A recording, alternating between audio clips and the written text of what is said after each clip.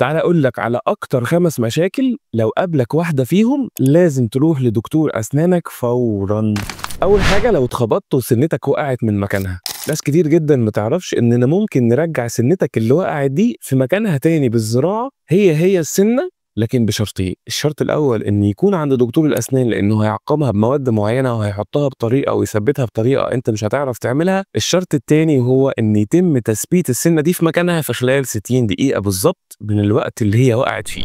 تاني حاجه لو حسيت بالم مع الحاجه الساقعه او الحاجه السخنه، ده كده معناه ان في تسوس كبير وقريب جدا جدا من العصب وممكن يوصل للعصب في اي وقت. فيا ريت ما تستهترش ابدا بالموضوع ده، لان ده اخر انذار درسك بيديهولك وبيقول لك الحقني. فدايما روح للدكتور على طول وما تستهترش عشان التسوس اللي موجود ده ما يوصلش لعصب الضرس، وبالتالي تلاقي نفسك محتاج حشو عصب او علاج جذور وكمان كراون وتلبيسه بعد ما كان هيبقى حشو عادي تجميلي بسيط وانتهى الموضوع. ثالث حاجه لو عندك نزيف قوي او احمرار شديد في اللثه، ده معناه ان انت عندك التهابات كبيره جدا في اللثه، وده اسبابه حاجات كتيره جدا، لكن للاسف الشديد لو سبناه لفتره طويله واهملناه لفتره طويله، التهابات اللثه دي دايما بتسبب تراجع في اللثه وتآكل في العظم اللي تحت اللثه، وبالتالي بتلاقي مع الوقت والمده الطويله اسنانك نفسها بتتلخلخ وهتقع من مكانها بسبب ان العظم اللي ماسكها نفسه تآكل واللثه اللي ماسكاها تآكلت. فدي مشكله كبيره جدا ما ينفعش ابدا تسكت عليها ولا تستهتر بيها. رابع مشكله لو حسيت بصداع مزمن او الم في الفك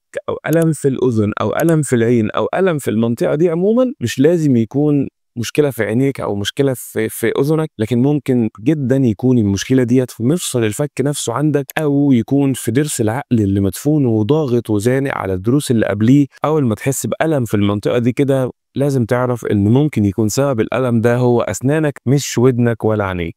خامس حاجة مهمة جدا لو حصلت، لو انت مركب كراون او طربوش او تلبيسة واتكسر او وقع من مكانه او سنتك نفسها جزء منها اتكسر، لازم تروح للدكتور فورا. ليه بقى؟ علشان ممكن نرجع التلبيسة او الكراون دي تاني مكانها وننضفها ونلزقها تاني مكانها ويبقى حافظنا عليها بدل ما تضطر تعمل واحد جديد. ولو جزء من سنتك اتكسر، حتة كبيرة جدا كده من سنتك اتكسرت، نقدر برضو نرجع الحتة اللي اتكسرت ديت ونلزقها تاني في مكانها لو كانت سنة أمامية ورحت انت للدكتور بعد ما اتكسرت على طول. الخلاصه من كل الحاجات ديت ان لما تواجهك اي مشكله فيهم ما تتاخرش وروح لدكتورك على طول، علشان المشكله في الاول بتكون صغيره ولما نسيبها بتكبر جدا وبتبقى كبيره وحلها صعب ومكلف. لو استفدت من الفيديو ده اتمنى تعمل لنا لايك على الفيديو، ولو انت بتتابعني على الفيسبوك والانستجرام ما تنساش تعمل فولو، لو على اليوتيوب تعمل سبسكرايب، واشوفكم فيديو جديد بمعلومه جديده. كان معكم دكتور عبد السلام محمد والى اللقاء.